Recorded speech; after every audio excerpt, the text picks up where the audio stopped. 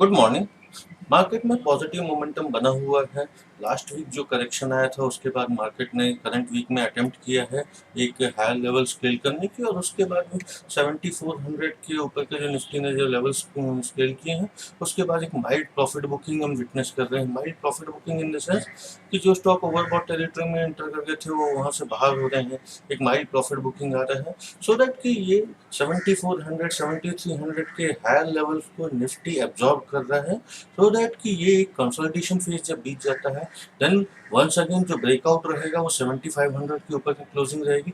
7500 के ऊपर की क्लोजिंग आती है तो निफ्टी फिर से एक स्ट्रॉन्गर ऑर्बिट में स्ट्रॉन्गर मोमेंटम एंटर करेगा, और फिर चांसेस है कि वहां से फिर निफ्टी जो मूव करेगा 77 एंड 7800 के हायर लेवल्स को स्केल करने की अटेम्प्ट कर सकता है। ब्रॉडर पिक्चर का हम देखते हैं तो mid cap, small cap, large cap सारे ही स्टॉक्स का पार्टिसिपेशन है।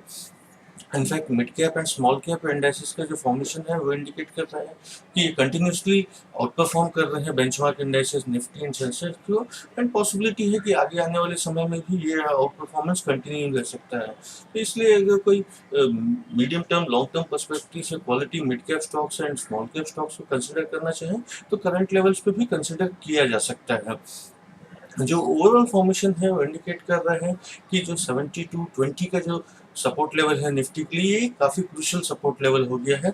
अब इसके नीचे अगर निफ्टी स्लिप होता है, इसके नीचे की क्लोजिंग आती है तो फिर हम कंसिडर कर सकते हैं कि यस कि अब थोड़ा सा टाइम बेस्ड करेक्शन भी आएगा मार्केट में। लेकिन जब तक 7220 के ऊपर निफ्टी की क्लोजिंग आ रही है तो जो ओवरऑल फॉर्मेशन है, जो पॉजिटिव फॉर्मेशन है विद स्ट्रॉन्ग मोमेंटम, वो कंटिन्यू रहेगा। One of the small cap stock जहाँ पे चार्ट से एक positive formation and strength indicate कर रहे हैं दैट इज जीलर्न। जीलर्न का जो फॉर्मेशन है इंडिकेट कर रहा है कि ऐसे stock next round of up move के लिए रेडी हो रहे हैं। 32 के ऊपर स्टॉक को कंसिडर किया जा सकता है for medium term to long term perspective से। एंड लोअर साइड में जो सपोर्ट लेवल आता है जो which will act as a stop loss for the counter is 25। जब तक 25 के ऊपर स्टॉक ट्रेड कर रहे हैं इसका जो ओवरऑल फॉर्मेशन है ये पॉजिटिव बना रहेगा। और हायर साइड में पॉसिबिलिटी है कि स्टॉक में gradually move towards the level of 60 and 70।